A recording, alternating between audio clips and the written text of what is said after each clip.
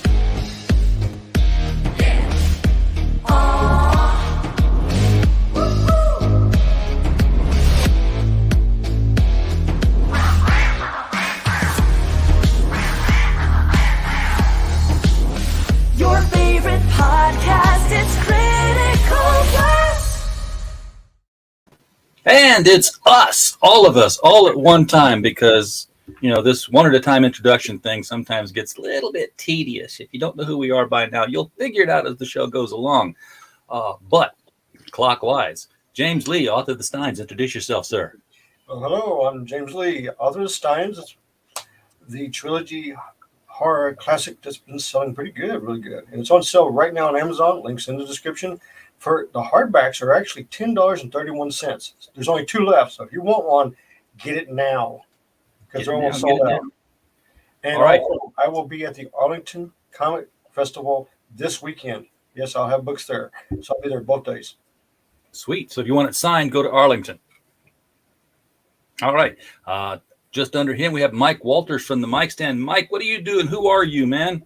Well, I'm a YouTube commentator on niche topics such as anime, cartoons, comics, manga, pro wrestling. I do a nightly niche newscast Monday through Thursday, 6 p.m. At 6 p.m. Pacific, 9 p.m. Eastern, and Friday nights usually with my co-host Fat Goat, but as as sometimes happens, sometimes when he's not able to make it, I have guest hosts, which RJ filled in this the other day for me, and I appreciate that.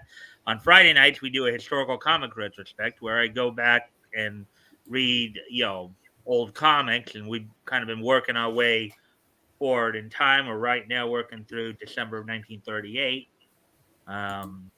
So you can catch me, as I said, Monday through Friday, 6 p.m. Pacific, 9 p.m. Eastern. on the mic stand on my channel. My channel name is just my name, Mike Walters, but the name of the show is The Mic Stand, all one word. And also, our master of trailers here to my left, to probably, or to say to everybody's left, Yeah. screen wise. There. He's right there. Yeah, he's under RJ, basically. Hi. Master of trailers, who actually did a pretty good trailer for me. Albeit I want to do an updated one, but that was a nice RJ start. hasn't gotten to adding that to his trailer package yet at the beginning. I've just got to teach Mike how to use it now. He's got to be. I was trying to tell him the other night, and it was like, he's like, what do you mean save it to my machine? I was like, oh wow, okay. We're starting from scratch here. But yeah, I got to get him to not share the YouTube version and actually upload it to his StreamYard. Well, that wasn't the YouTube version. That was the version that Chris sent me. Yeah, yeah, I sent it to him through. I think I sent it through Google Drive, right? You had to download it through that link. Yeah. There you go. Yeah, you can save it from there. Excellent. So Chris, what do you do besides make Mike's trailers? Well, basically, I'm a independent comic publisher and creator. Our current project is Trolls Exposed, and yeah, check it out. That's you won't know how good it is till you check it out. But I could brag about it all night. It's a cool book. You are more than welcome to brag about it all night, and then you can come back tomorrow and brag about it all night again, because you're scheduled for our Monday night show, you and Diana. I'm glad you told me, because guess who hasn't told me that yet? Oh, by the way, get home early tonight. Diana? Yeah. Well, she's been so absorbed with these floors. I'm sure she just hasn't thought to tell me yet, but I used to do flooring like 10, 15 years ago, and I thought, yeah, no problem. Oh, no. You forgot how hard it was. Now you're older.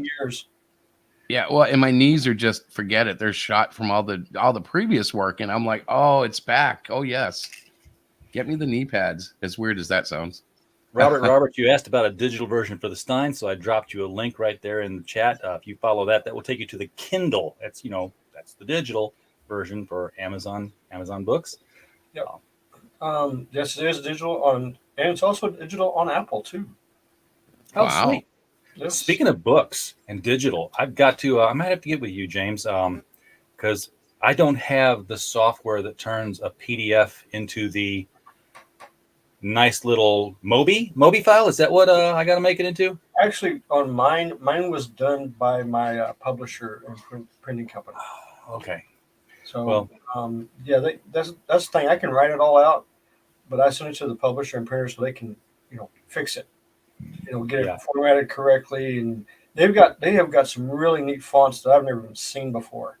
That if you look at my book and you look especially at digital, you'll notice that font is kind of a weird, kind of an old 1880 style font, and I didn't even know that was available until they were like, "Well, which one do you want for your books? We can show you this." And I'm like, "Ooh, that looks great."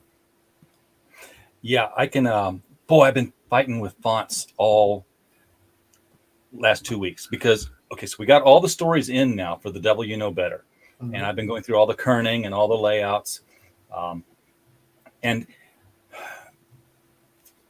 when you tell Word 365 embed the font in the document, it takes that as a suggestion, but then doesn't do it. I sent it to people and they were like, where's the title at? I'm like, what do you mean where's the title at? I can highlight it, but you can't read it because there's no font behind it. So I actually had to buy Adobe DC, a subscription to that in order to save the PDF with the font in it. So that's all working. And then it's like, we have a special character since it's, the devil, I found one of these, not really a wingding, but it's a character. It looks like a circle and it's got two little hooks coming off the top of it like devil horns. So anytime an author used like 3 asterisks or an octoform to divide paragraphs up, we replace that with our consistent character throughout the entire book. And I hate those things. Great transition device, perfectly acceptable. Use them all the time myself.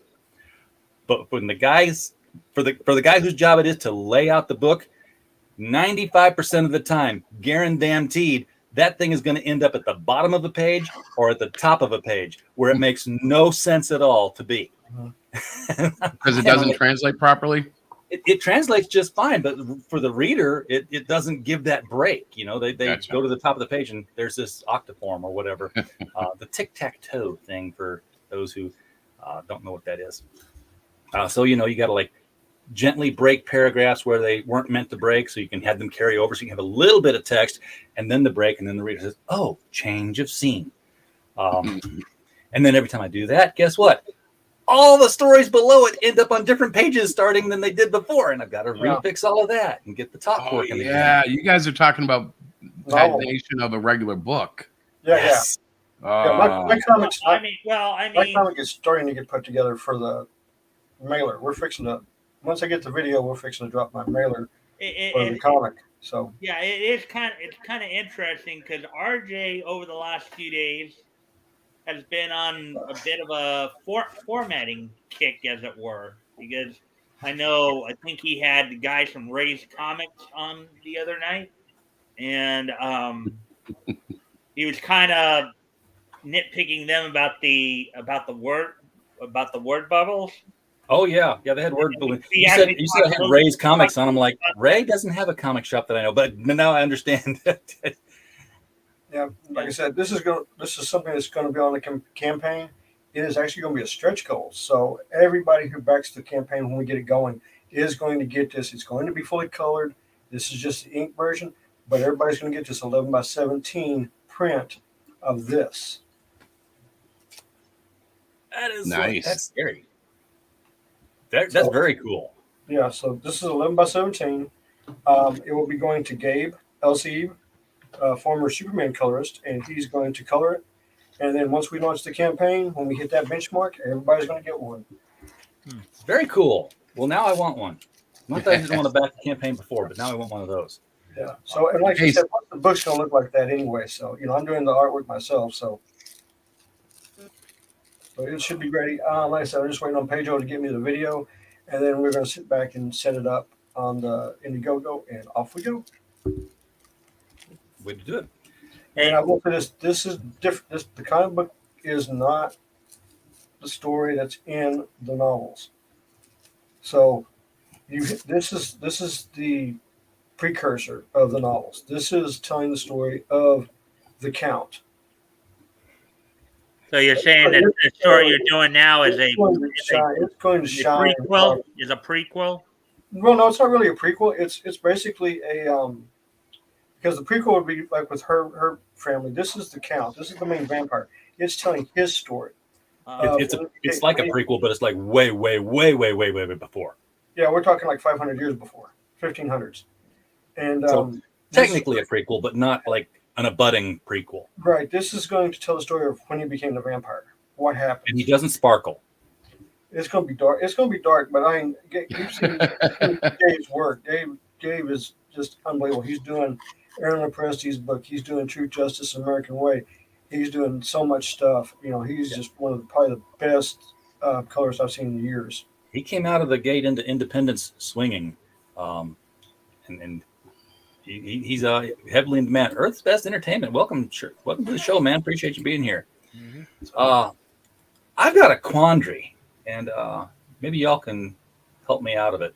So, like last month, I was on a panel show with Matt Reese over at the Matriarchy, and it was my favorite Superman comic ever. And we all came in with our favorite Superman story and told why, and then we just kind of had a 2-hour discussion about all these different Superman stories, breaking them down in summaries and stuff. And it was like, this was so much fun. Let's do it again next month. So we're slated for this month. I don't remember what day or time yet. But we're going to do my favorite Spider-Man story. And I've come to realize something.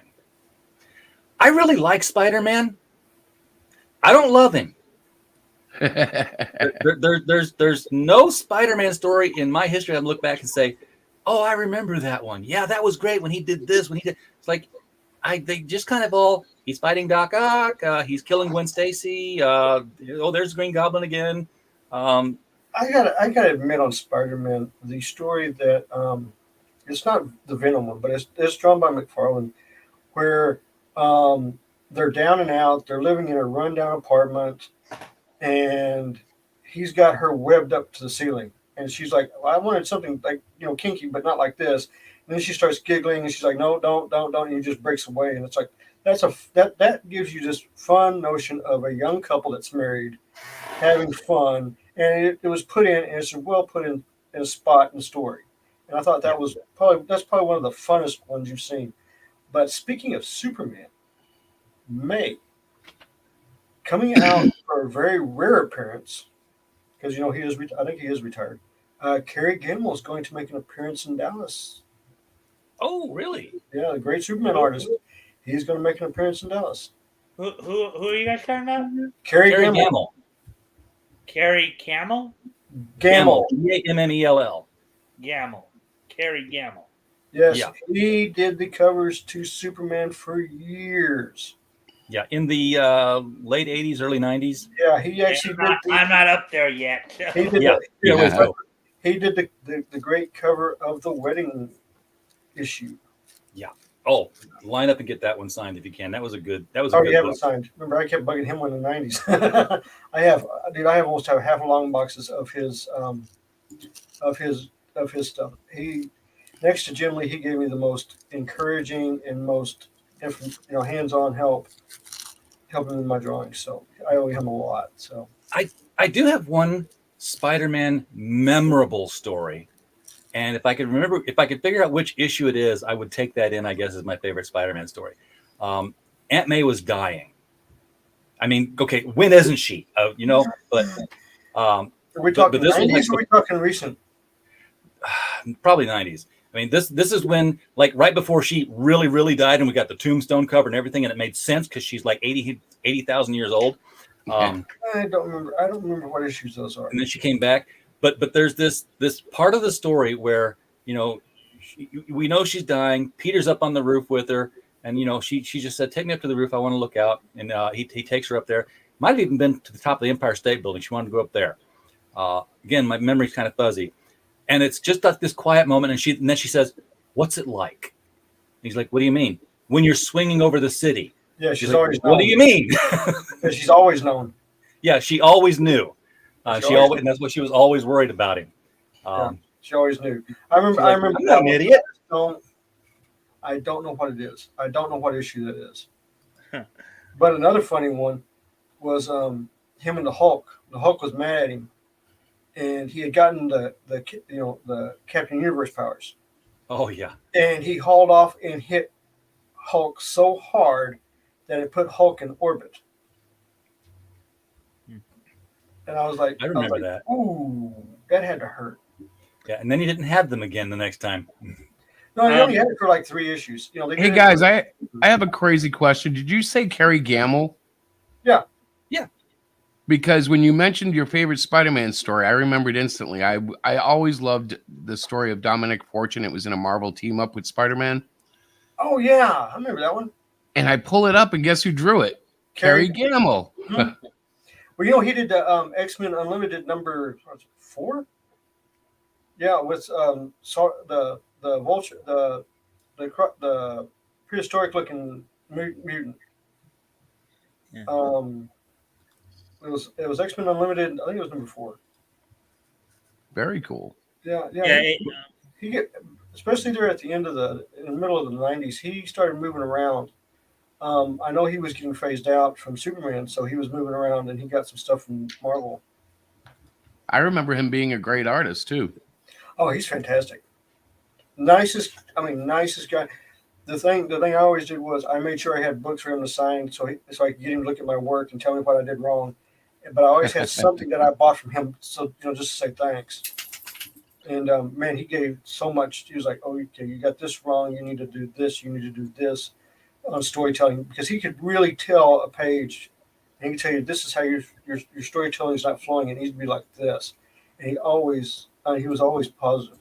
He was like, "Oh, this is getting better. This is getting better." Yeah, I guess kind of like what RJ did with Ray's comics the other night. Yep, that's it. Yeah, I kind of dragged him over the coals a little bit in love, It's like I Yeah. told him, I said, when the church lady says she's telling you this in love, hang on, because it's coming. Well, RJ, you want to tell the guys about what some of the stuff we did on Friday night? Some of the how that looked to you and all that. Oh, and we're reading comics. In Yeah. fact, I stole that whole idea from you now. So Yeah, but I saw that you did a video and I went in to just see what you were reading. So I did like and share it.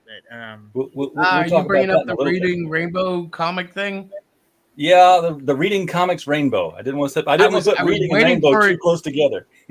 I was waiting for it to come up so I could say thank you. Diana and I watched it, and I cringe every time someone reads my books like a parent watching their kid in a playground. And I loved it the whole time. I was like just all cringed up, going, "Oh, this is so cool!" But thank you. That was fun to It's a read good or fun book. to listen to. I was really worried starting the whole thing off that somebody was going to say, "Hey, spoilers and copyright and all that stuff." But so far, you and Alan Dunford, the guy behind Pocus Hocus, both were very positive for us. So I'm like, well, maybe I will do it again, even though I had like 3 people watching, not all at the same time. Yeah, we came back for a replay. I think Lorenzo might have tipped me off that you had done it, and it was funny because she looked at me and she said, "Did he ask for permission?" And I said, "No, but he doesn't have to." She goes, "Well, true. He bought the book." I said, "This is great. Now we're like a real national comic, where like anybody can buy it and read it, and if they put it online, that's what it is." And so we were both like sitting there, just very excited. It was very cool. The only reason I didn't catch it live was because I was pretty much getting caught up on video. As you know, RJ, you saw me on Friday. That was a chaotic day I had going in. A 4-hour walk to Walmart. Come on. Well, 2 hours one way and then 2 hours back. Yeah. Plus the hour you were in the store, probably. So come on. Well, it didn't take me that long. I wasn't in the store for an hour. Maybe. Well, that's right. You're not married. I just needed some pants. I went over to the menswear, got 3 pairs of pants, went to the register, paid for them, and then was on my way. Next time you're ready to do that, Mike, keep in mind Walmart will bring the pants to you. They'll do that now, won't they? Yeah, they deliver. Yes. Well, yeah, but I'm old school. So am I. I'm 55 years old. You know what? I'm not walking 2 hours to Walmart if they've got delivery. I'm like, you know what? I don't have to go.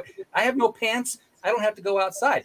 Well, the thing is, I was originally going to do it Saturday, but as I told you, they were doing work on the grid here around my house, so my computer was going to be down most of the day. So I had time to kill anyways. This is true. Yeah, if you had no power, you couldn't order online pants. Hey, Woody. Oh, is Woody out there? I can't see his. There he is. Oh yeah. So StreamYard gets things about like 6 seconds later than YouTube does, which I don't really like because that means that somebody picks up something. Yeah, Robert said something pretty interesting a few lines up there about symbiotes. Yeah, he took it out of the movie. Wait, what? They took the symbiotes out of the movie? No, his statements out of the movie. Oh, okay.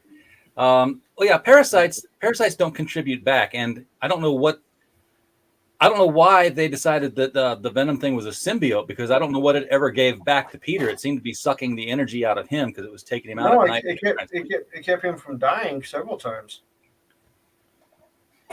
Yeah, I guess. The Venom symbiote kept him alive, man. He'd be deader than a doornail if it wasn't for him. But also, he wouldn't have been in all that trouble if it wasn't for the symbiote. Yeah, this is true. And it did help sales rise. When Venom came along, Spider-Man was sagging a little, so it did help. Yeah, I remember getting that first issue of the black costume, and that's when Marvel knew how to do. Marvel did Secret Wars right. I loved Secret Wars. Wars. Secret Wars was great. The funniest one was when Spider-Man ended up with the Transformers. Here's this little bitty Spider-Man swinging around with giant robots. Oh yeah, but that wasn't Secret Wars. I saw the '90s animated adaptation of the Secret Wars storyline in the Spider-Man. That was pretty cool. But I will say this: if you go look at the covers, they're on the Transformers, you're going to see like Jim Lee's very first works. I mean, before Alpha Flight first works on Transformers. Yes, he did do 2 covers on Transformers, and I mean, you can tell us. I mean, you can see his signature on the side. He wasn't using the box to tag. He was signing them right at the side, right beside the barcode. But you can see his signature there, and you can tell it's his work. Well, the thing with Secret Wars, though, is like when DC did Crisis, it's like, hey, Crisis is happening, and it's happening in all our books at the same time, and you can see where it's happening here. Marvel was like, hey, Secret Wars happened after this book, and it was finished by the next book, which we cut right to before we even show you the second issue of Secret Wars. So like Spider-Man, right before Secret Wars, he's like, hey, what's this big white portal in Central Park? I think I'll jump into it and see what happens. And then the next issue, he's in Central Park jumping out of that portal in the black costume. You're like, what? How? When? Where?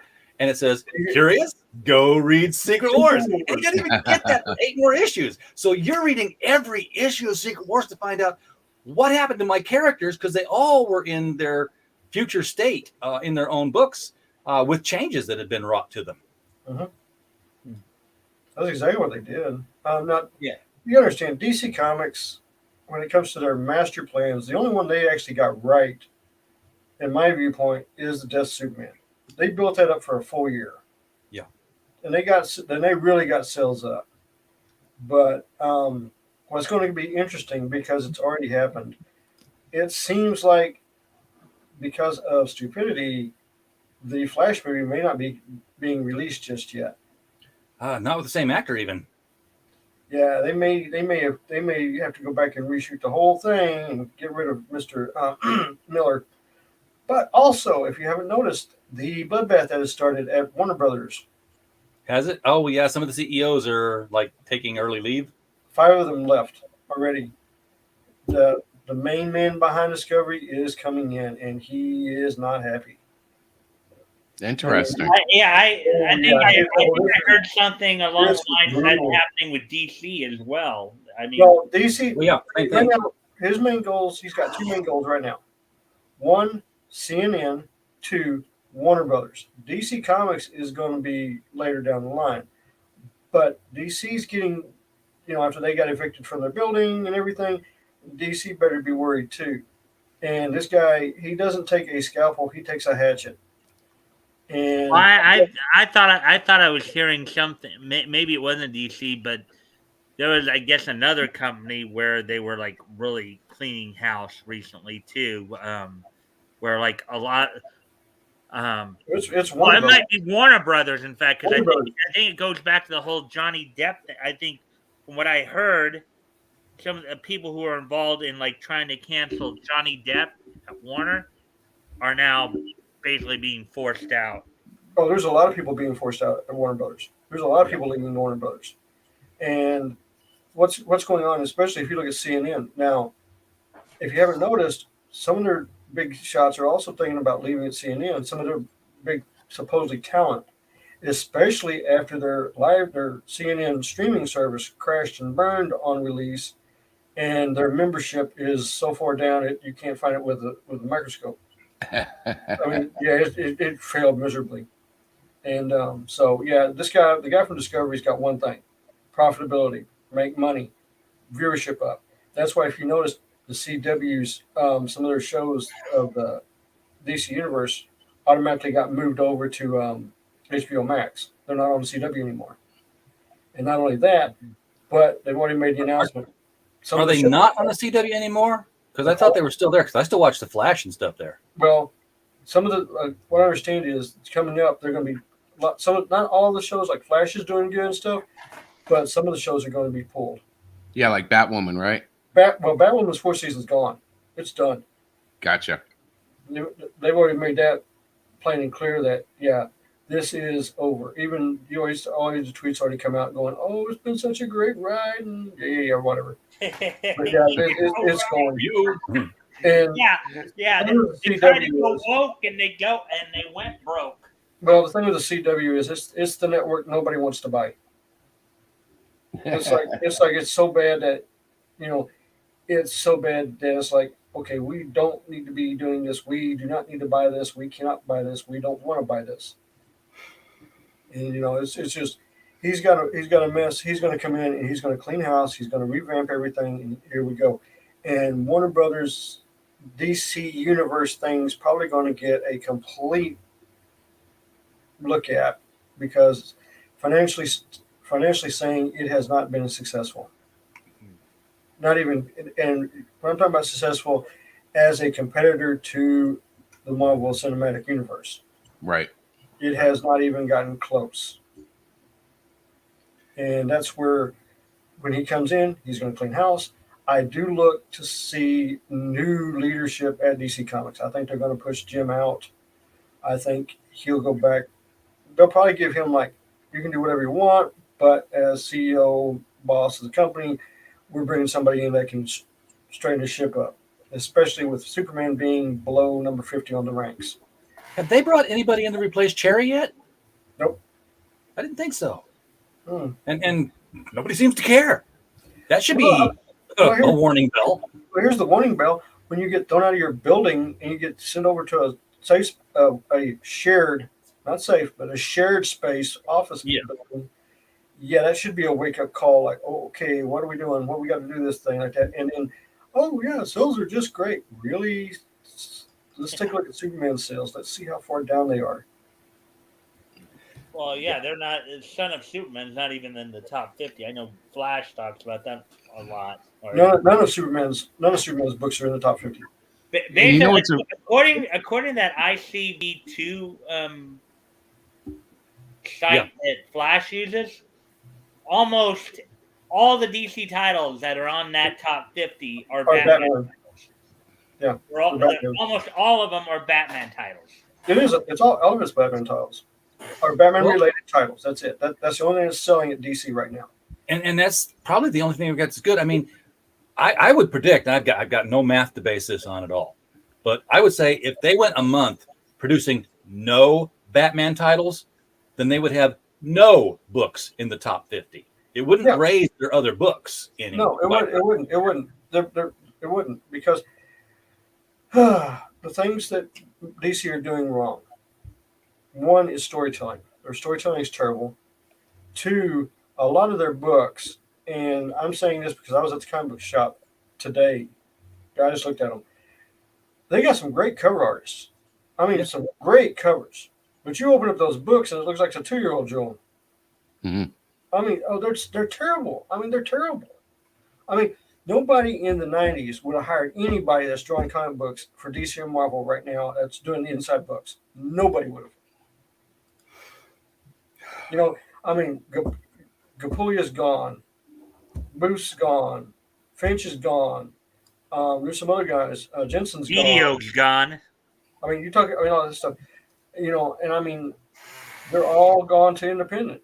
I mean, you look at Greg Capullo. He's throwing out. Where they're demons. Now he's talking about bringing back a 10th. Rolling that back out. Yeah. Yeah, he was posting that on Twitter. It's Image all over again. And grunge also.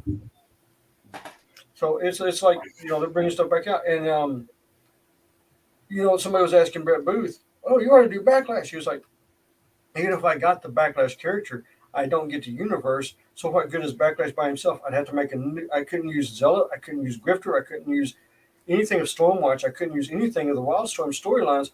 So it's just a guy, white hair, in his suit with his powers, and I have to make everything else up. He goes, no, it's not worth it.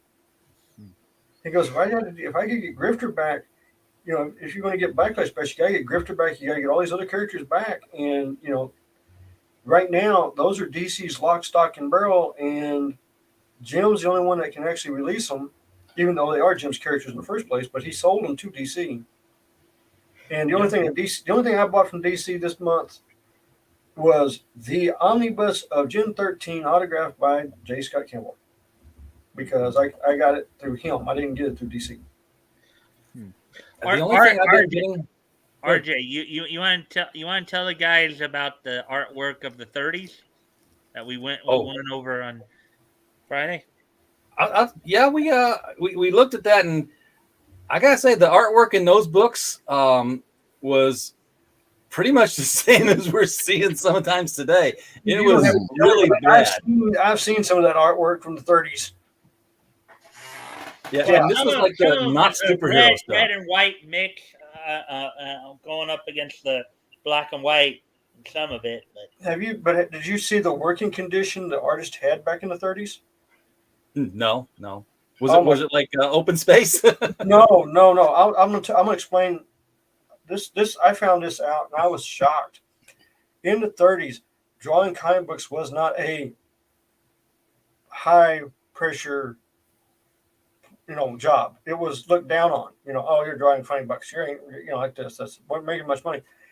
They had one room, one light, 15 chairs, and they had the that you put up on your knees, writing table, and that's what Yep. they drew the comic books on. well, it They was all sit around together. even in 1938, James. It was still a fairly new Right. medium to begin What I'm with. saying is, So when you now look at what I do know that Siegel and Jerry Siegel and Joe Shuster were probably considered one of the more prolific creative duos of the time because they, as I've mentioned before, they were doing they were producing 42 pages of work over 5 features over 4 books. right, but how long? But how long did it take them to do the books? It probably was taking them quite a while. Minute month.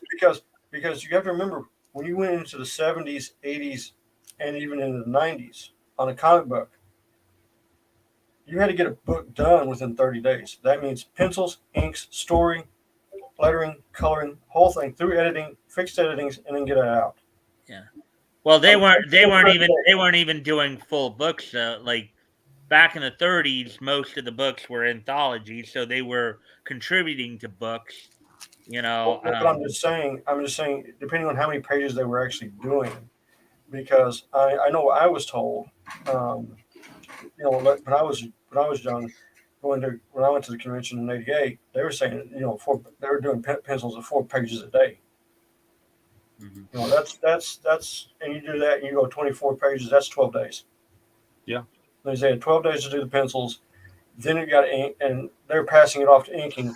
And you can ask Art Thibert. They were like spending up all night inking each other's stuff and trying to get everything on deadlines and trying to run up to FedEx office to get things FedEx to New York because they had to make deadlines. So the thing is, back then, artists were going into comic books to build up a portfolio so they could move into advertising. And then in the 90s, people were going into advertising so they could build up a body of work so they could break into comics because that's where the money was then. Yeah, the 90s was the golden age of the comic book artist to make money. The royalties were astronomical. Yeah. I mean, they really were astronomical on the royalties. It was which is why there was such a beef between the Siegel Schuster families and DC over the copyright to Superman, right? Well, the thing, and let me explain something else, because a lot of artists have this problem, and I'm just lucky I have a good attorney on mine. Artists are great creators. Writers are great creators, but 90% of them are not great business people. I'm bringing this up about Bob Kane. I'm bringing this up about the Schusters, Siegels, all of them. Jack Kirby, Ditko. They were not good business people. They signed really bad contracts. Yeah, they had no idea what they had. So I'm gonna say this to anybody that's out there that's an artist, that is a writer, whatever. Before you ever sign a contract, get an attorney to look it over for you. Because I'm going to take it from my personal perspective. When I did the Steins and I sent it out, I got 6 different contracts from 6 different publishers. Okay. I had one, I'm not going to say the name of the publisher, that promised advertising, promised a 10-person team to promote the book and all this other stuff to do. But when it came down to paying royalties back to me, 0.02%. Yeah, Mm. that's nothing. Okay. So I went through 6 different contracts. I had my attorney sit beside me and look through them. He looked through them first, and then he told me which one was the better one to sign. Once we had an agreement on which one to sign, that's the one I signed. Yeah. But do not sign anything for your IPs without an attorney sitting with you, because the minute you sign it, it's done. You're done. Well, for the longest time, and I'm not saying golden age here because the pay scale was and the pay methods were different then, but for like a lot of the bronze age, the contract per book was not multiple pages. It was on the back of the check. And by endorsing the check, you signed the contract. Yeah, that's exactly what it was. Yeah, that's exactly what DC and Marvel did. That's not Oh, very nice. Robert Roberts has an interesting comment there that you might want to key in on. Oh yeah, no, Roberts is right. I agree with Roberts. I agree with him 100% on this when it came to royalties and contracts. But you know what? I don't blame them. I don't blame them as a company, because nobody put a gun up to the artists or the creators' heads and said, sign this. No, they didn't do that. Okay? Again, it falls back on the creator. You got to protect your stuff. It's your stuff. Keep it close to your heart. Keep it close to your wallet. And yeah, seriously, I did the math on how much money I would have lost on signing that contract, and it was a lot of money. Well, let me tell you, as a modern artist, I still suck at business. And if it wasn't for my wife, I would have signed bad contracts had they been brought to me. I would have been bad publishing ideas. And really, I don't know. You're right, though. As an artist, I'm like, whatever, man. Let's just get this done. I don't care. Right. Well, I think what a lot of people might say is that the side of the brain that deals with art and the side of the brain that deals with more practical matters like business are not in the same area of the brain. I think my brain's in my ass, though. But once you learn, like I was sitting with the attorney, he was showing me what to look for. Once you learn that, it sticks with you. So when you keep going on and on and on, but again, I don't fault the companies, because the company, if you want a business, okay, you're in a comic book business. Bottom line is to make money and be profitable. And DC and Marvel have lost that. That's where they're running in the red, and that's why they get government loans and they're getting all this stuff, because they've lost what motivated their companies. And that was, we need to make $1 million this month. We need to have a book that'll sell 350,000 copies. We need to have this sell for 400,000 copies. We need to get great stories. We need to do that. And if you guys can't produce it, I got to find people who will. That's the way you run DC Comics. Yeah. Now we know that DC pays royalties, and apparently they don't have to, but they do it, or I don't. We've seen Ethan Van Sciver's checks. What it is, and I'll explain what it is. When you create a character with these companies, you get a contract. You can negotiate the contract, and Ethan did negotiate. It's just just like Jack Nicholson.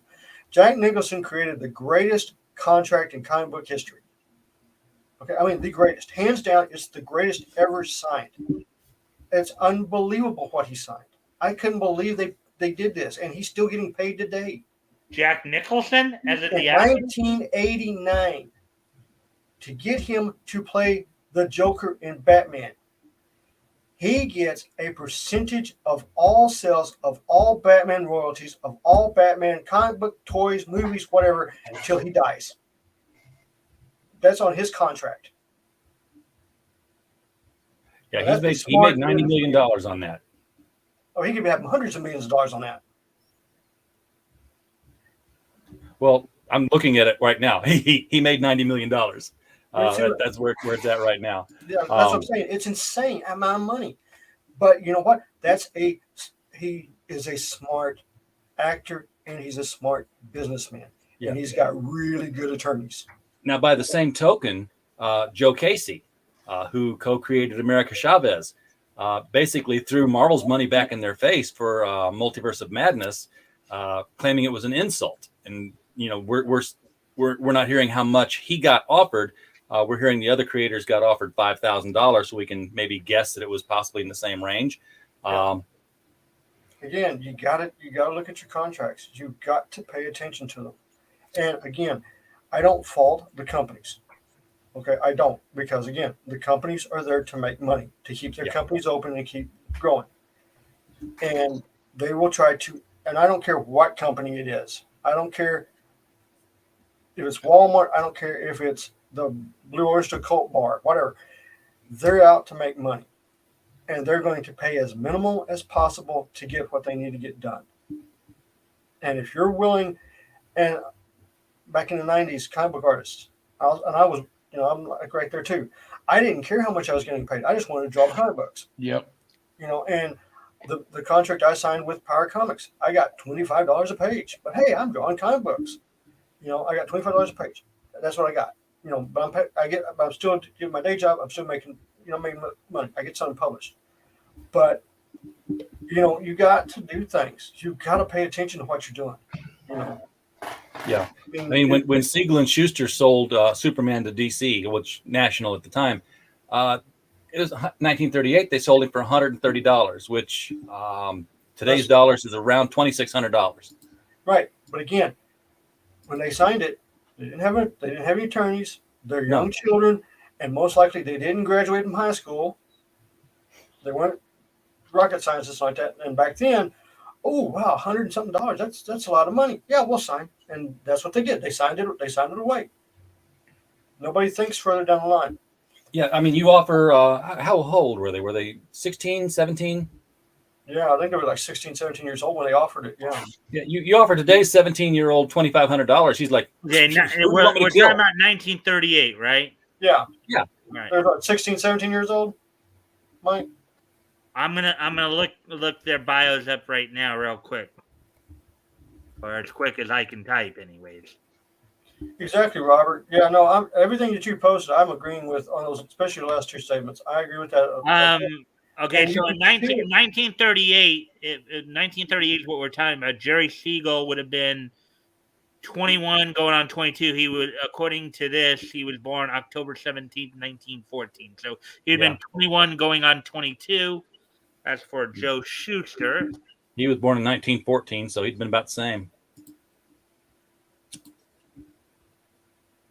Yeah. So okay, they weren't teenagers. They were actually, but still, that time of year, that time, the 30, 38, 37, 38, you're still coming out of the Depression. You're still, it's still tough. You got a world war going on. U.S. is not in it yet, but they're feeling the punch of it. Joe was about 3 months older than Jerry.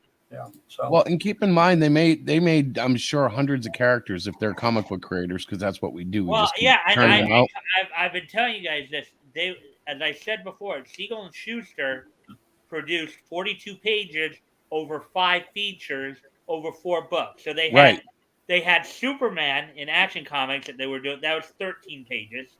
You had in Detective Comics, they had 2 features. They had the Slam Bradley feature, which was usually about 12 to 13 pages, and Bart Regan Spy, which was about 6 pages. Was that Schuster doing? The Federal Men feature, which was 4 pages in Adventure Comics, and then you had Radio Squad in More Fun Comics that was 6 pages. Yeah, but all in all, they weren't making that much money back then anyway.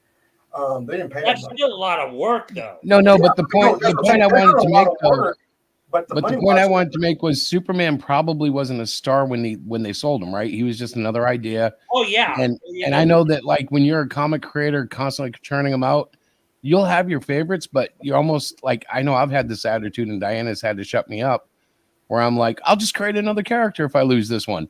No, she's like, no, your IPs are very serious. Yeah, I know we went over some of the Action Comics covers. Yeah, about a month ago. Yes, we used to do that.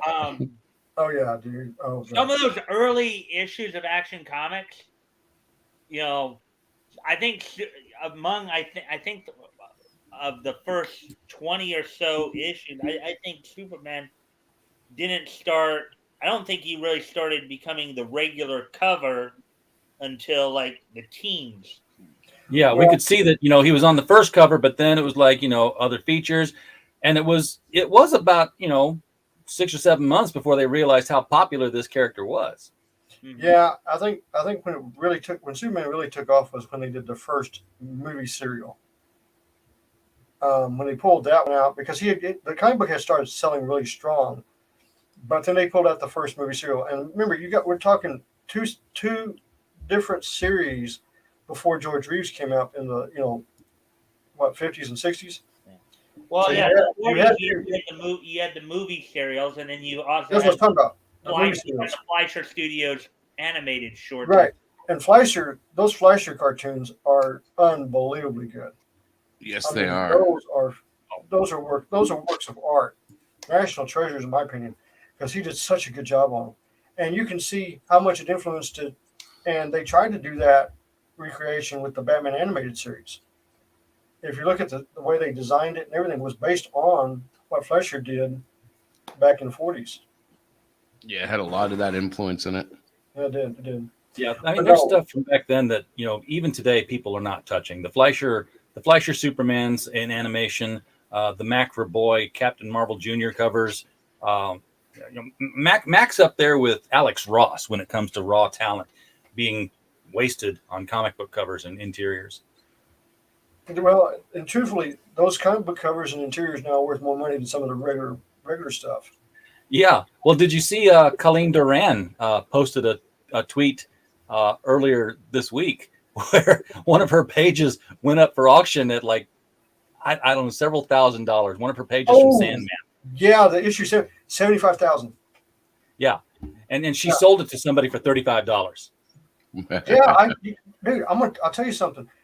I have an 11 by 17 original artwork drawn of the only velocity Michael Turner ever did, and I paid $50 for it.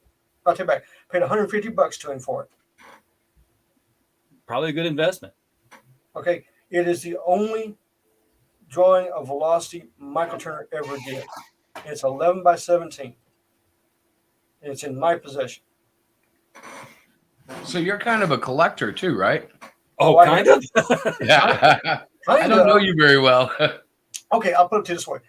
Once I got into comic books, I went nuts. My X-Men collection is a complete collection from issue 1 all the way, I believe. I was saying 350, but I had to go back and look. It's like 425. Nice. So on the first run. So I've got everything about X-Men. Anything that Jim Lee drew in Marvel Comics, I have. Everything he drew. That's including his Conans, his Transformers, Alpha Flights, Punishers. I got them all. Batman, and I'll just put it like this. Detective Comics 27 came out 1939. Same month my dad was born. So to me, I had a connection with Batman. My dad, that was the first comic books I ever bought was Batman. I went nuts on Batman. I went all the way back to I think it's issue 50, which is the first appearance. I want to say it's the first appearance of either the Joker or Two-Face. But it's Joker's number 1. Joker's not. Oh yeah, Batman number 1. Yeah, but I think it's Two-Face. But I have it from 50 all the way up till like 700, issue 700 or something. Oh, I mean, As I remember, Batman number 1 actually featured the first appearances of 2 of Batman's regular rogues, Joker and Catwoman. Well, actually, that's not true. Selena Kyle actually appears in Detective Comics 27. That's sort. Yeah, they do say that was her, but she wasn't the cat then, was she? Well, we don't know. I've never read it, so I don't know. She wasn't called the cat. Yeah, but I'll be reading it on my show when I get there. But what I understand is she's in Detective Comics 27, which makes her the very first official Rogues Gallery villain of Batman. Well, if I remember correctly, and I think I did read some of the synopses, she wasn't a part of the plot. She was, I think, a stewardess in there. She wasn't even the cat yet. Yeah, right. Now, here's something interesting else about Batman. Everybody remembers the movie with Carolyn Monroe, the beautiful lady in Sinbad, The Golden Voyage of Sinbad? I'm Yes. talking about the long, dark hair, beautiful, unbelievably gorgeous woman. That movie came out 3 months later. Guess who shows up in DC Comics? Rachel That woman Gold's you just talked about? Rachel Gold's daughter, and she is the spitting image of Carolyn. Yeah, I mean, they were probably drawing the character Yeah. anyway, and they're like, "What's she going to look like? What's she going to look like? Oh, hey, this looks good." Yeah, that's exactly what they did. And I mean, she's even in this almost in the same outfit. I was like, "Oh, you gotta be kidding me!" But yeah, that's one of the things. Hey RJ, you wanna give everybody a little your views on the stories that we went over on Friday? Hold on, Robert. I don't even remember the stories we did on Friday. Well, I know you did. we did Thurston Hunt, the Doc's Orders ones, where Yeah. where there was a shootout and they kicked in the door, and then there was a Bob Colby story where they were trying to figure out how minks were getting stolen from traps. Yeah, that mink one, that one still threw me for looking like, how's that falcon doing what it's doing? Because somebody was, what was it? It was one of these mystery stories set in the Yukon. Old Frenchie can't figure out how the ghosts are stealing the minks from his traps. He's like, look, the mink walks up to the trap set. Nobody walks up to it. No mink there. Someone's stealing minks. He's a ghost. And it turned out some guy trained a falcon, and I'm like, wait, how's that falcon opening the trap to lift the mink out? Well trained. But they did cover that. They got down to where like the guy was a crack shot, so he was watching for the mink to go to the trap. Then he'd shoot the mink, and then he'd shoot the trap and set it off. And then the falcon would just lift the mink up and carry it back. Ah. So not too The writer was not too thinking. shabby. So has any of y'all seen the first 2 episodes of Moon Knight? I can't. No. I'm in Disney shutdown. I Well, don't really watch anything modern. I don't watch. I wanted to take a look at it and see what it is, and I do have to give kudos so far. It's actually been pretty close with the comic book. I've heard it was really good so far. Like I said, I'm in a sort of like a static position, but I heard it was good. And the thing that got me is how well he acts the going nuts between the personalities. I mean, I'm like going, wow. I had the benefit of talking with someone who knows nothing about Moon Knight's past. My stepson, in fact, and he was like, "I love it, man. It's really cool." And I'm like, "Well, that's what counts. Cool. I'm glad, you know." And I've read Moon Knight, and I know nothing about his past. Well, it depends on which series you get because they keep changing him up. Yeah. Well, that's what I said to him. I said, "There's a lot of ways that could go with that just from the comics. So, as long as read it in the 70s. Over the years, they've made changes, sometimes more subtle than others. I've talked about this before with Superman, for example, when Siegel and Schuster initially wrote him, he didn't have full flight capability. He was more like leaping 1/8 of a mile. That was what Superman evolved from the original. He got stronger and stronger and stronger, and he got powers and stuff. The problem is when you have buildings that go up, that high. Okay, we're going to change it to flight. Stuff like that. So that's what they done. Yeah. But I thought I read somewhere that the cartoons we were talking about, the Fleischer cartoons, influenced that because they felt it was easier to animate them flying or something like that. So they picked it up in the comics. I'm not sure. Yeah. I thought I read something about that. You are correct on that because on the Fleischers, if you watch them, he starts out as a jump. When he takes off, he does a jump to fly. Yep. But you can see where, if you pay attention to the animation, they're like going, oh, okay, we need to move him over here before he comes back down. And so they were like, okay, it's easier to make him fly over here and then come back down and try to do 3 or 4 jumps in the animation. Yeah. And that's albeit at from what I've been seeing when I've read the Superman stories, in the comics they make the jumping look pretty good. Yeah, but in the comic book, it was like, I mean, the cartoon, they're like going, well, we can't do 1, 2, 3, 4 jumps. We need to do one and fly over and come back down. Well, and then they abandon it, and the Hulk takes it up 20, 30 years later, right? That's right. Yeah, but the Hulk Hulk can jump actually further than an eighth of a mile. He can really. Yeah, he was out there. Yeah, he was. And you didn't want him landing in your backyard, I'm sure. The crater, you know? Yeah, he had this density thing. You just bam. Oh yeah, Hulk's just a whole different ballgame. So the animated cartoon probably developed, the flight into the Superman mythos. The radio program introduced kryptonite into the Superman mythos. He was influenced by a lot of his external media adaptations that became canon in the comic. And of course, then we got Supergirl, then we got Batgirl, and like that, because they're like going, yeah, it's not too great to have a big guy with a kid running around.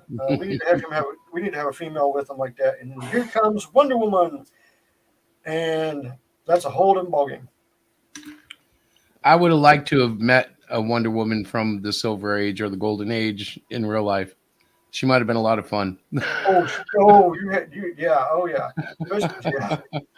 If you're thinking about the Wonder Woman with the emphasis on the bondage fetishism, that was the Golden Age Wonder Woman. That's exactly who I'm talking about. We're talking about. There she is. I mean, tell me, look at that. There she is. There's Talia. The movie came out before she showed up, and bingo, there she. Wait a minute, isn't that the chick that also played in Count Dracula? Yep. Okay, I'm going to tell you something weird because this is like a psychic night. You guys keep talking about stuff that I was doing an hour ago, but I literally looked her up. Caroline, what's her face? Monroe. Yeah. Because I saw her on a tweet. Somebody had tweeted out her with was it Chris Lee who played the Dracula? James's uncle. No, Yeah, cousin. He's older than you, and he was related tangentially. And I literally just looked this chick up and thought, wow, she was pretty cool for the 70s. You didn't get that. She was like, yeah, okay. Good actress. I don't know how she acts. I just know she looked good. She was fantastic. She even was a Bond girl, James Bond girl, too. Yeah. And The Spy Who Loved Me. She was out right around when I was born. But yeah, I mean, they took Talia right off of her. Yep, you can see it. Hey, was that a yawn? Yeah, that was a yawn. It's been a weird long day, and I've still got stuff to do. I got the replacement books for the Embrace came in, so I can finally get these last packages out. So that's exactly what I'm going to do as soon as I close out tonight. I'm going to turn right around and start packing up books and get them out the door tomorrow morning. You can probably see this as easy as I can. Tonight when you co-hosted my show too. Yep. I didn't have everything in yet. I thought I did. Came in Saturday, so.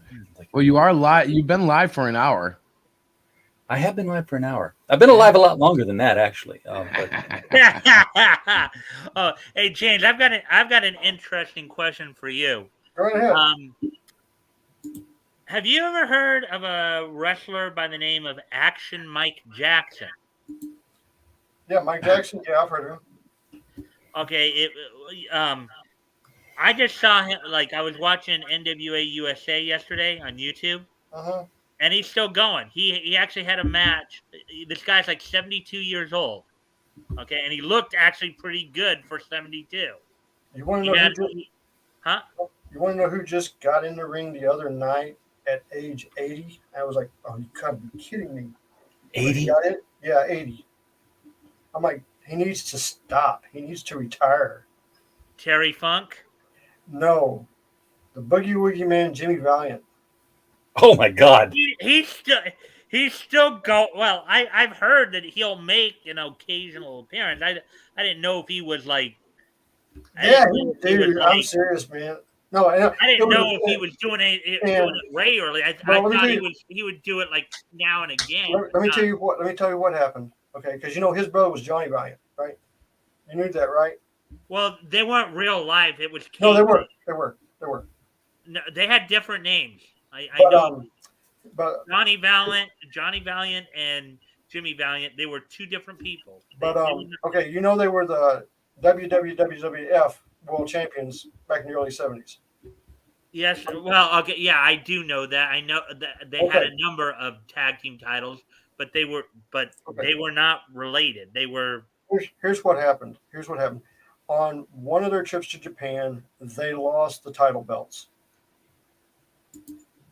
And what I mean by lost the title belts, they misplaced them or something. Oh, Oh yeah. Oh yeah. Oh, not like in a fight. They just like, No, where'd these belts go? Yeah, where'd the belts go? Exactly. So the other night, he's in South Carolina, and someone found one and brought it to him and gave it to him. Cool. After almost 50 years, he got his belt back. You So say, that was- arrest that man. Yeah. But so things happen. I mean, things happen. There was like the time that you have Pat Patterson and Greg the Hammer Valentine are WWE, no, the AWA champions. They're going to go to Toronto and wrestle. They get up there. Who's our opponents? Patterson and Valiant were never tag team champions together. Patterson was with Ray Stevens, and No, yeah, Ray. I'm sorry, Ray Stevens. Sorry, Ray Stevens. That's right. But they get up to Toronto, and guess who they're going to wrestle that night? the Valiant. One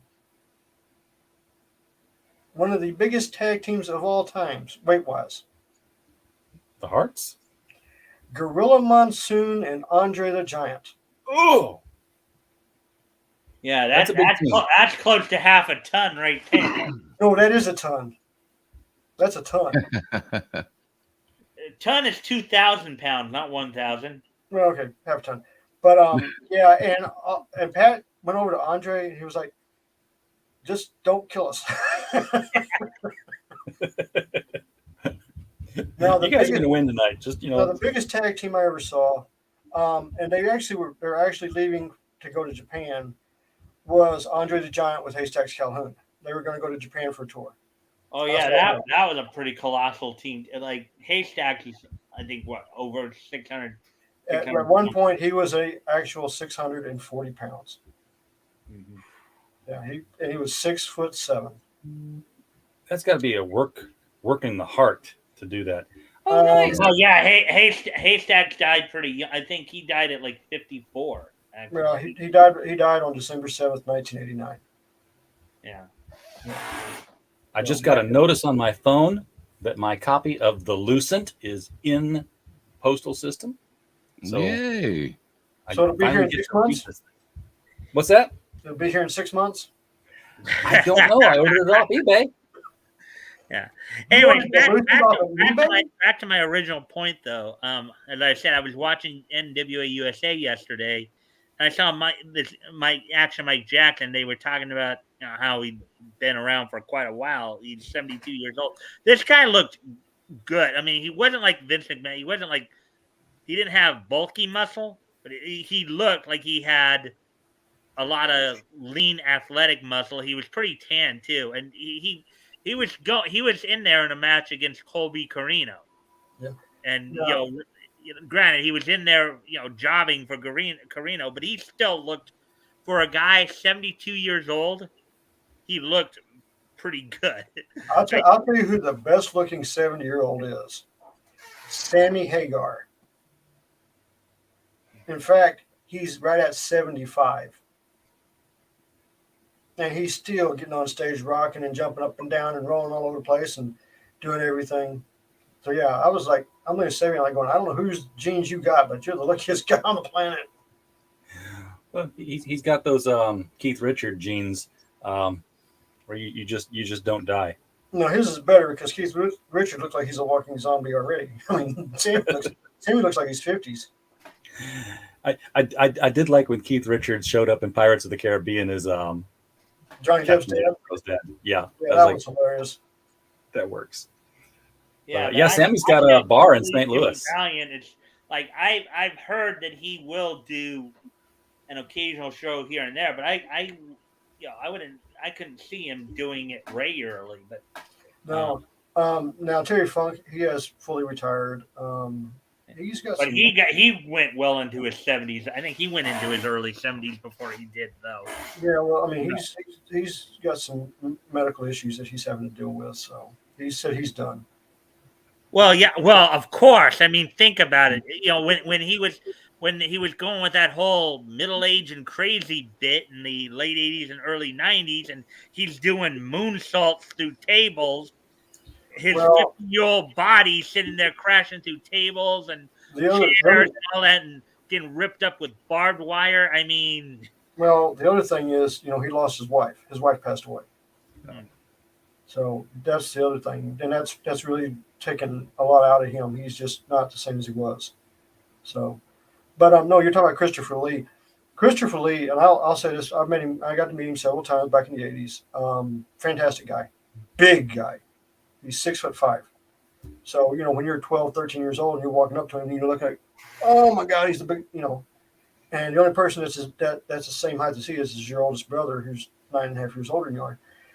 It's really something. And the way he talks, he was such a gentle guy. He had and when he talked, he had that upper class British talk. I mean, he never broke that character. He was just something amazing. And, World War II, talked about, Hammer Films, talking about how much they didn't have money-wise making those movies. Talking about, being in Asia doing the James Bond movie. He's talking about that. He did Man with Golden Gun. He's talking about all that stuff. And, he was a great guy. Fantastic guy. And being a collector, I think also, Chris, we didn't touch on this, but I think James probably owns the original art to every Zenoscope comic that's out there. Well, he No, like probably you just not. strike me as a collector, so I was like, I'm not sure, but yeah, you're definitely a collector. I'm a lot older than I look. I mean, yes, I have dark hair and everything, but I am 50 years old, so I've been collecting since like the early 80s. So Oh yeah, you're the same era as me. I'm going to be 53 in May, so we're right around the same ballpark there. Yeah. But James has been in all the right places at all the right times with all the right cash. So, Yes, yeah, basically, well, I'm going to go with that. I'm the baby here. But I will say this though: if it was not for my cousins that were in New York at the time, I wouldn't have done any of this. right. And this happened in '88. I graduated high school. I was fixing to go to the Army. I went up to New York to visit my uncle who wanted to see my architectural design and general drafting because I had won state 2 years in a row. I was the best in the state of Texas. So I took that up. I had seen Jim Lee's Alpha Flights, and I was trying to figure out how to draw people based on his Alpha Flights. So I get up there. My cousins had this. At that time, I think they had 35 long boxes of comic books in their collection. They had everything you could dream of. We were going to the Big Apple Con in New York, and I know both of them took $1,000 with them. Mm-hmm. I was broke. I just got out of high school, So they dragged me along with my portfolio, and everybody there.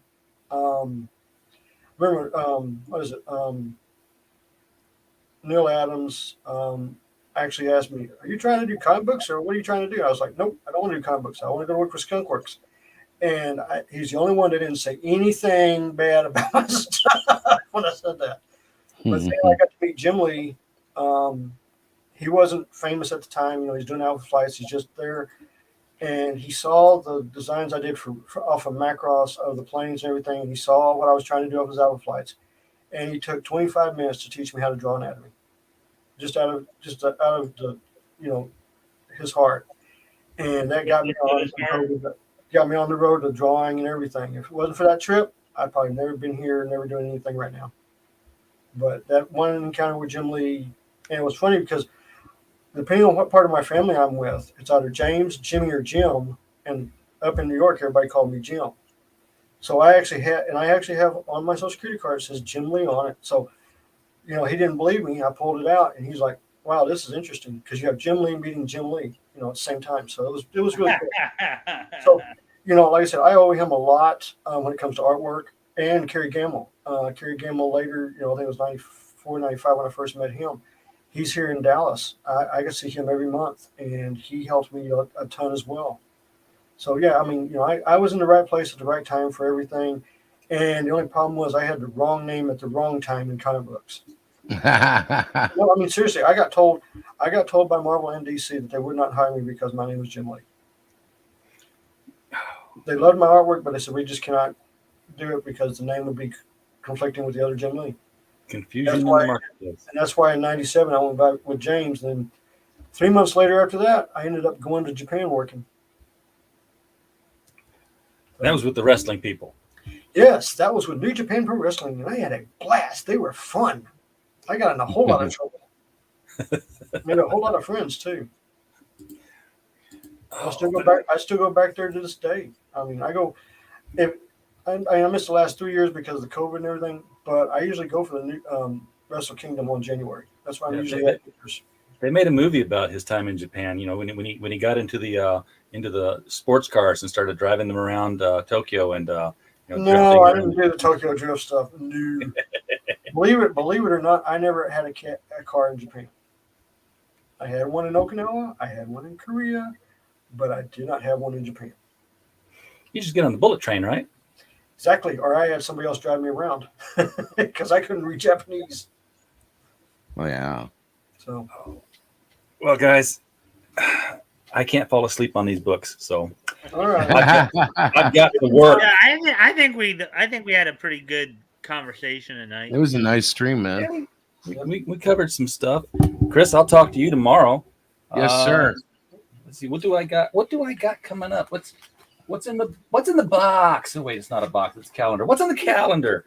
Let's see. I got you and Diana tomorrow night at 8 p.m. Eastern.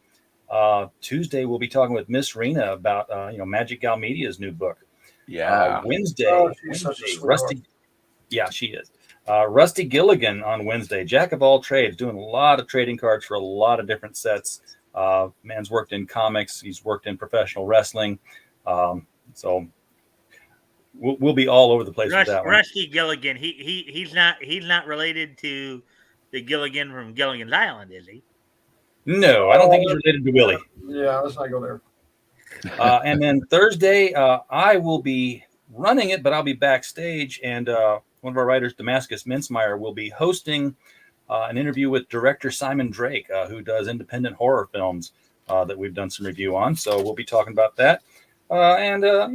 Next week is also filled, amazingly enough, and the week after that is half filled. So we got people to talk to, and we're going to talk. Well, you were telling me that some of that uptake was due to the fact that one guy was basically saying one guy didn't want to talk to people.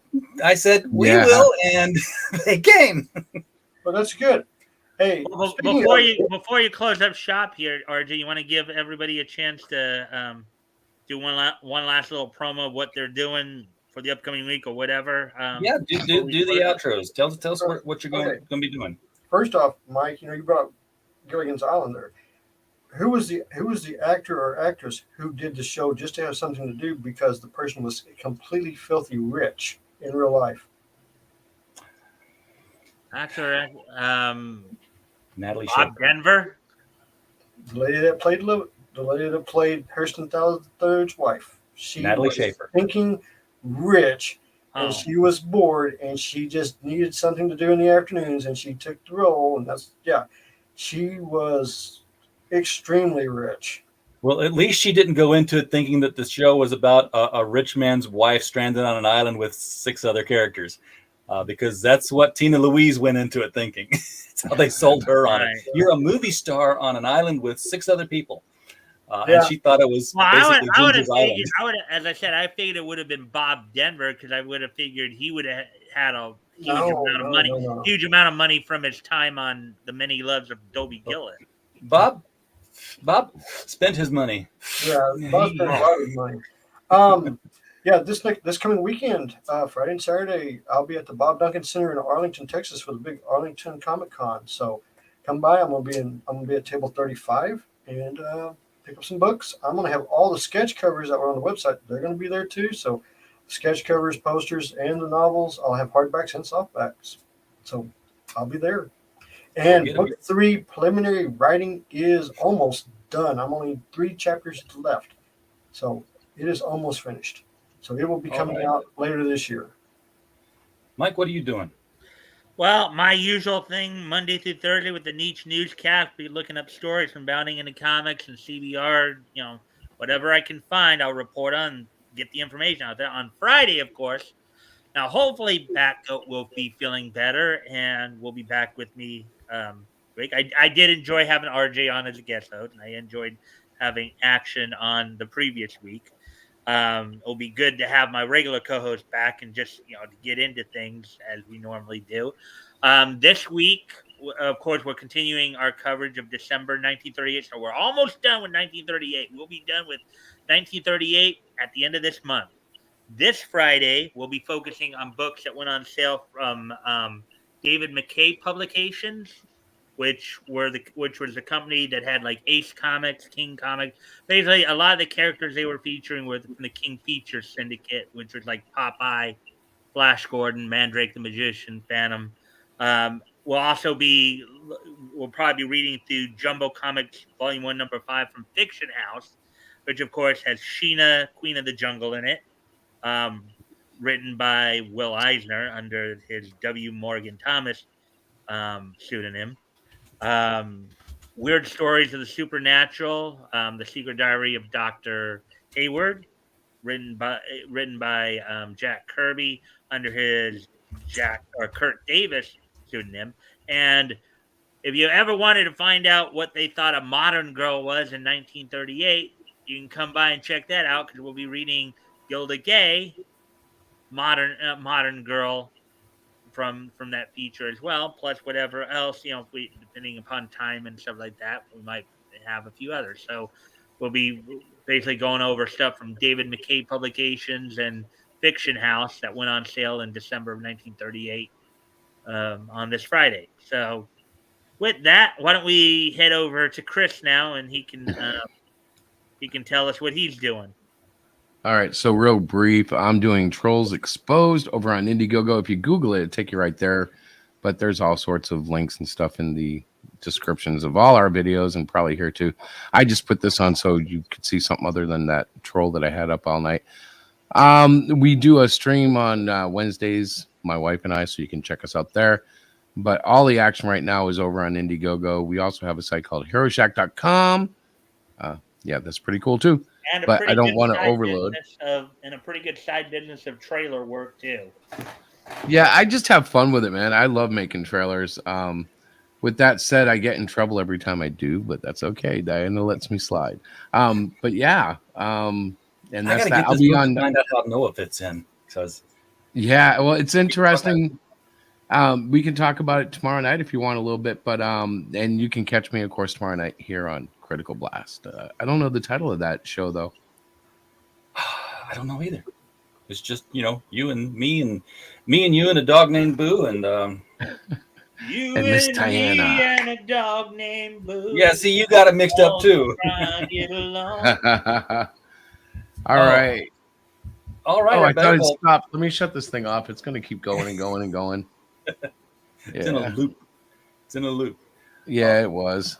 Yeah. Bob Denver was kind of sort of Maynard G. Krebs in real life.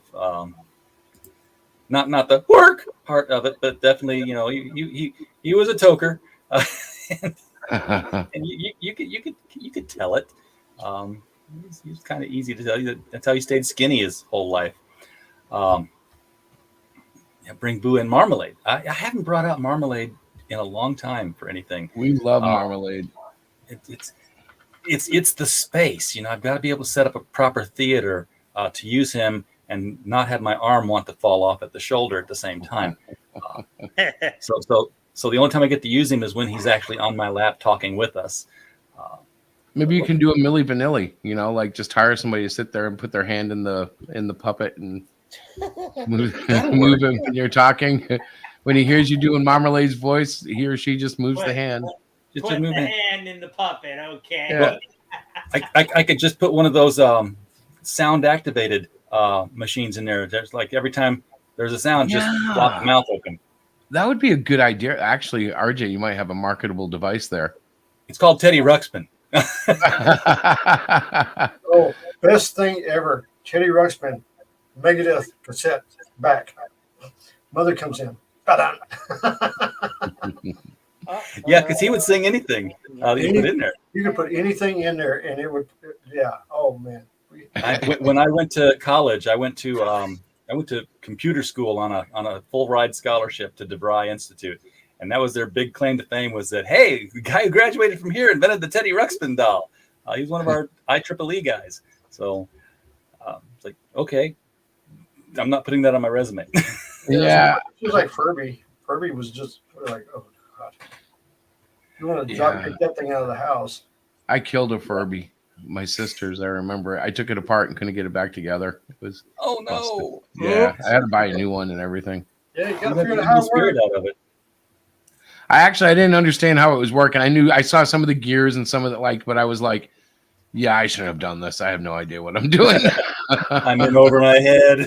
Yeah. There's a lot Hey, of at little least there's your boys sister. out there who do that kind of thing. It's get curious and want to figure out the mechanics of something, so they just take it But apart. remember when I was born, I had to pay for that with a little bit of skin off my hide when my mother Yeah. found out what I did. So I learned a lesson, which they don't do so much anymore. But yes, I remember the lesson. I remember the Furby, and yep, I remember. See, At least it was your sister's I was Furby and the not your. youngest kid. I was the youngest kid, so it was always my brothers that got in trouble because if I got in trouble, they were in trouble. Yeah, I was the oldest one. The same deal. I got it every which way, and if didn't matter, my sister could do anything, and then just point to me and go, "He did it." Yeah. And Mom believed it. Come here, you son of a gun.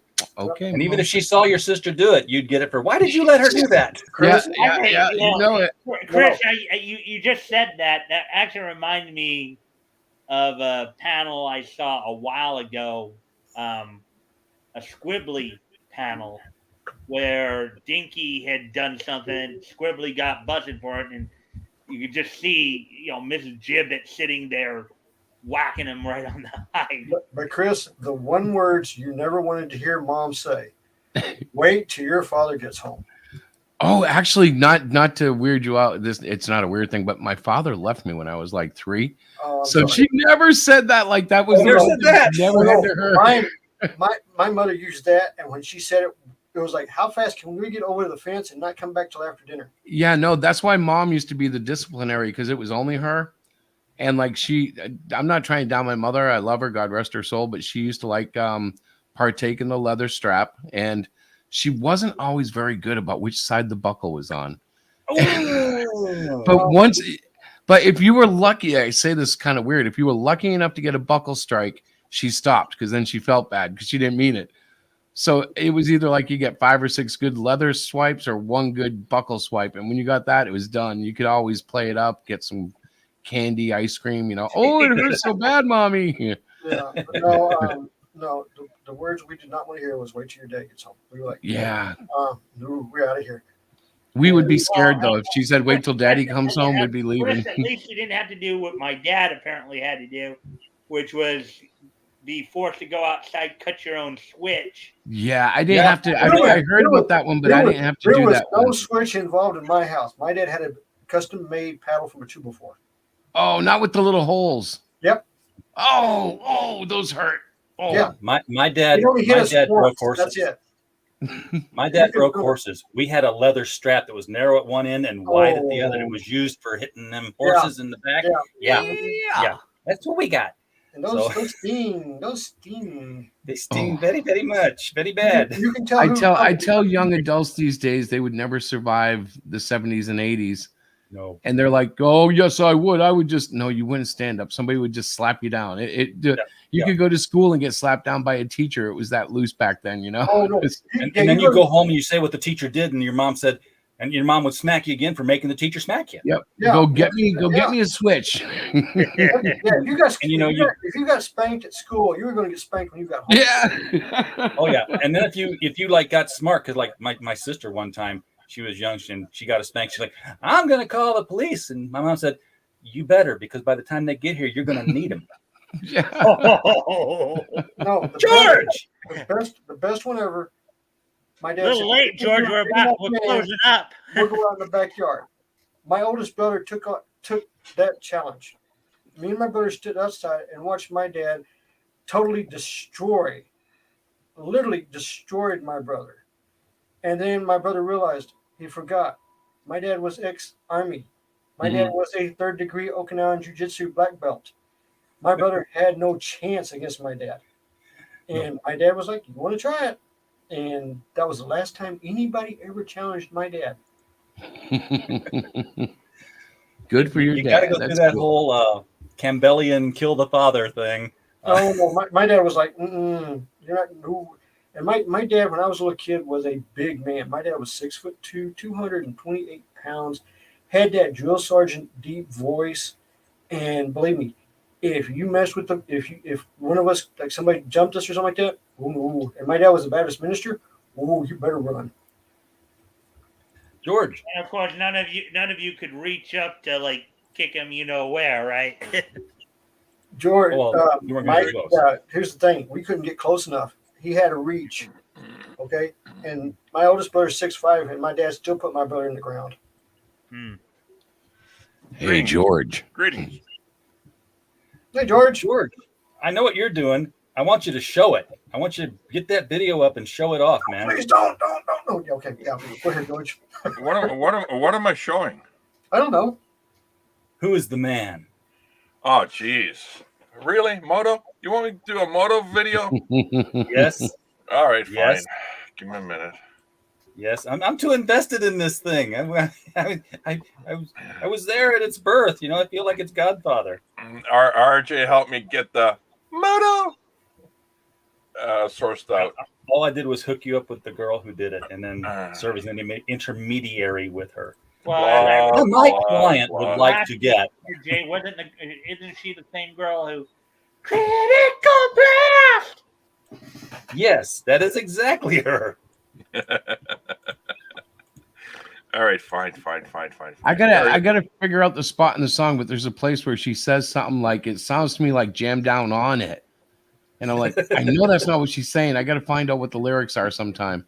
All she says the whole time is your favorite podcast is Critical Blast. Maybe it's just a distorted version of it. I can hear it doing something, and my engineering ear has no idea what it is. I'm like, what is that? Yeah, Cool. my doctor ear can't even decipher what is going on. Well, when Chris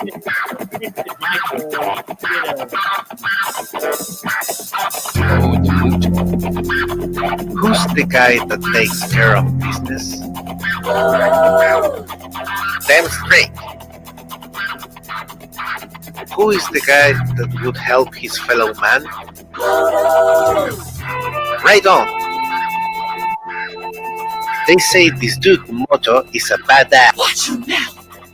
I'm talking about Moto. Can you dig it?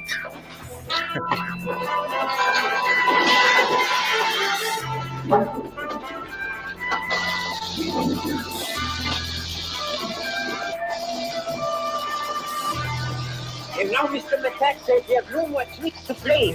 Perhaps you will capitulate. You need any help, Mr. Moto? Thank you, not now. But you may see that Professor Hildebrand is released. What's this, another one, Mr. Moto? Yes, sir. This is the real McCack. Charge him special attention. You will find him.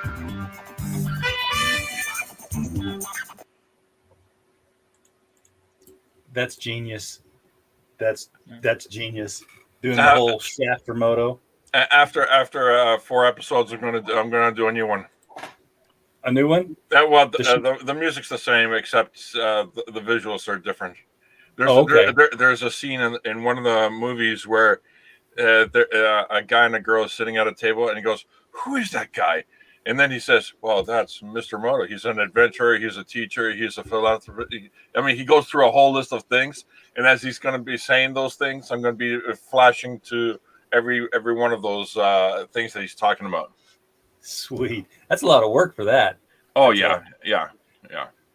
But and Mr. Yanafui's narration is just the perfect. I thought that was him. Yes. Yeah, that's the perfect counter Isaac Hayes. Yeah, I feel so bad that Mr. Yanfui was the last option on my list of people. It's like I should have had him first. I mean, not that I asked Dark Gift, and he did a great Isaac Hayes, but it was too processed. It was too Isaac Hayes. yeah, and what do you call it? I asked Soy Rage, but he wasn't available, and then I go like, I'm going to ask Mr. Yanafui, and It was perfect. Yanafui is awesome. Yeah, it's perfect. You know, go ahead. Chris is Chris does some pretty good trailers too, especially with the music. The trailer. Yeah, but Yanafui is the master. And in fact, he's actually in Trolls Exposed. He has a cameo. Is he a troll? Has a cameo appearance. No, he has a cameo appearance in it, and I don't want to give away too much, but he's in it. Sweet. Yeah, I mean, I really like the guitar instrumental that you did for my trailer with the Gummy Bears theme. So I need to add the credit to that or something, because it wasn't actually me. That is Leapfrog Studios. He did a cover of it, and I grabbed the solo off of his. I support him as much as I can. I love this guy. He's like out of Finland, or I think it's Finland. So he has the the Norwegian kind of voice. You want to share that video, Chris? What's that? You want to share that video? I actually don't have it loaded, but it's I can grab it from my messenger. Okay. You meant his video. I thought you meant Leapfrog Studios. I'm like, yeah, I don't have Leapfrog anywhere near me. But like, I highly recommend them. They do he does all sorts of like deep heavy metal covers. So like he did one of what's it called? Africa by Asia. No, Toto. Yes. Toto, thank you. Very, very good song. He totally metaled it up. All sorts of stuff. Eye of the Tiger, which you might think is already a rocking song, but he shows that it can be a lot more. my favorite Africa adaptation is who are those guys? They do the 12 Days of Christmas in a cappella. RJ,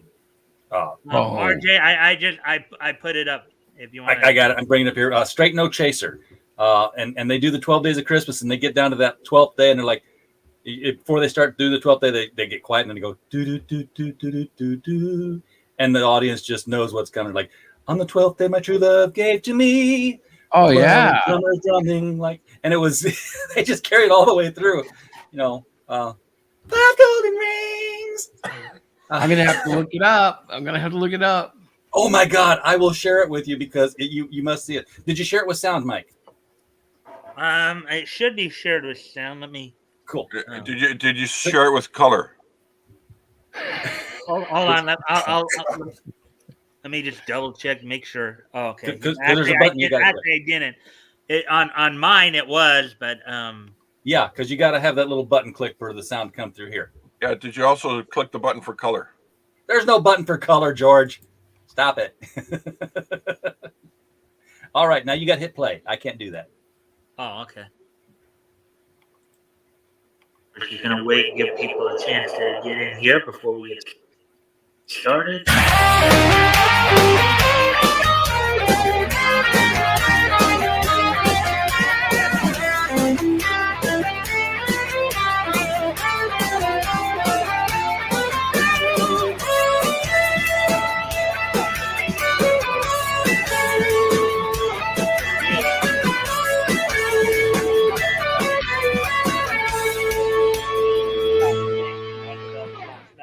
Okay, you know what?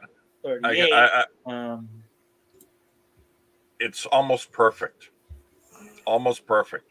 What you're missing from this 1970s kind of esque music jingle that is almost perfect. That was a gummy bear. That was a Gummy Bears theme. Yeah. But just hear me out. Every single one of the TV shows, they have a turn to the camera. Yes. People always turn to the camera and then they say the name of the person. So, no. Chris, take your time. Look to your left. Look to your left. No, you're going too fast. Okay, ready? Okay. Now slowly turn to the camera. It's a little quicker, Okay, Chris, as if you're talking to someone on your left side, and then you turn to the camera and you're talking, and now you're talking to someone else, and you go and you smile. Do it. Okay. Okay. But I do know what you mean, even if I can't pull it off. We should just like make all of our solo shots doing that. Mike, all you need to do is look to your left, talk to somebody at your left, and then slowly turn, and then you notice that somebody's the camera's there, and you smile, and you're about to say something, and that's when your name pops up, and you freeze. We can do it for this show. You're we right. Should, have a trailer where everybody's introduced all at once and be like, yes, yeah, RJ. But you're right, and like the girls would do, like they'd turn and they'd be like yes. to do a little. Yes, that's it. And sometimes they would have like screwed something up, and they'd be like, "Yeah, you got it. Oh, Jan. Oh, Marcia." We're gonna have to do some takes, Mike. We're gonna have to get you acting. I'm amazed that I picked up almost immediately the song he used there. As I explained to him, part of the reason was because I've been using that as kind of, as I'm sitting there waiting for people to come in, I'll use, Gummy Bear's been one of the songs I've been singing as I'm waiting for people to come in. There are times when, because I don't have 5-6 people ready to go at the beginning of my shows. People usually come in a little later. So I got usually 1 or 2 people there, and I got to figure out, okay, what am I going to do with myself? I'm not just going to sit here and just wait, got to do something. So I usually will start singing cartoon ditties or whatever. Yeah, you know what the bad thing about Gummy Bears was, the cartoon, is if you're a little kid, you missed all the puns. If you're a teenager, you're trying to get the princess and the squire to hook up, and it doesn't happen.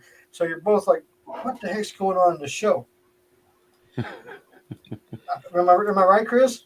Yeah, man. I mean, that was and then, okay, here comes Gargoyles. Oh, this is going to be great. And that was Gargoyles was actually a really good series.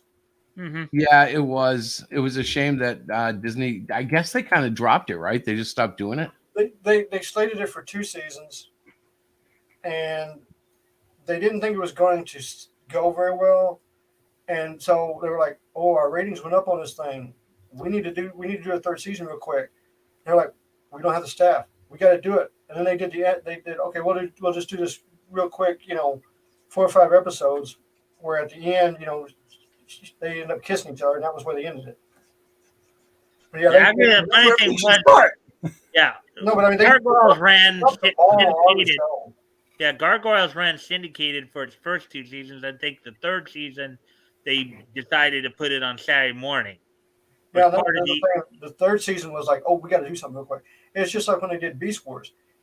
Beast Wars was a test run on computer animation. They didn't think it was going to do very well. It got really popular. And then they were like, oh, we need to up the grade. So then they went to like 3rd season, 4th season. And they're like, we're really going to spice this up. And they took it to Saturday mornings, and it flopped because they changed the designs of the robots. Yeah. When you change the thing, it's no longer the thing. Right. Yeah, it just becomes Ben Grimm. He's been grim ever since that first issue. Oh, yeah. All right. Well, George, I'm glad we got to get you in here and talk Moto that a little bit. That's going to be going. How many weeks are you going to have Moto out your weekend? I got 3 more weeks, 6 more episodes. And you're going to put all that effort into a second trailer. Oh yeah, the second trailer is on episode 5 through 8. I got to download the trailer and play it in my pre-show because I waste a whole half hour before we go live, and that's a cool trailer. I'd love to play that. Thanks. It's really fun doing these trailers. Captain Marvel trailer, Moto trailer. Yeah, your Captain Marvel stuff was tight. It's fun going on those shows. I mean, it's movie night. Let's make sure that everybody knows which Captain Marvel we're talking about. We're talking about Billy Batson Captain Marvel, the real one, originally belonging to Fawcett Comics before it got bought up by DC. The Captain Marvel that became Shazam. not the Brie Larson Captain Marvel. Yeah. Those darn leaky faucets. The one good news on all the old movies and everything is they did find one copy after all these years of the Lon Chaney Sr. London, what is it, London by Midnight or London by Gaslight movie. They found a full copy. Oh my God! When is this coming out? No. Here's the problem though. Remember what it's filmed on.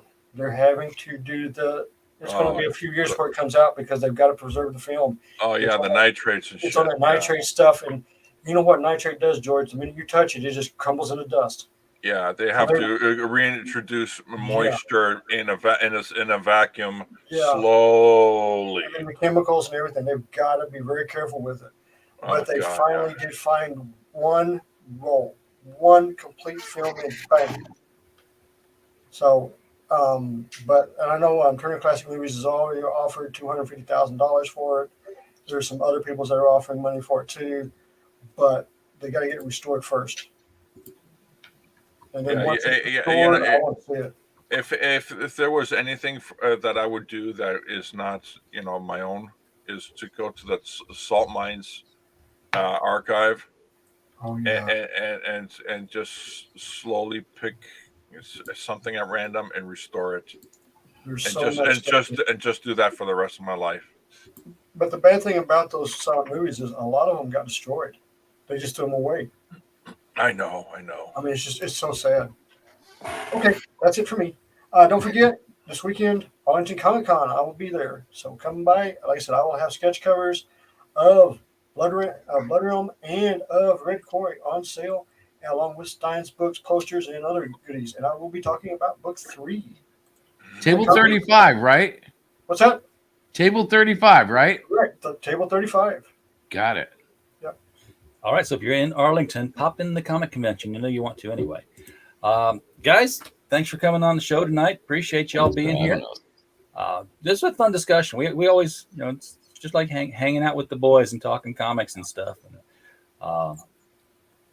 it's always a good time. Folks in the chat, hope you had as much fun as we did. Appreciate you being here because we don't have a show if you're not here. I mean, it's just a Zoom call if you're not watching us do it. So we're very glad that you're here. And as always, we just hope you had a blast. Good night. Good night.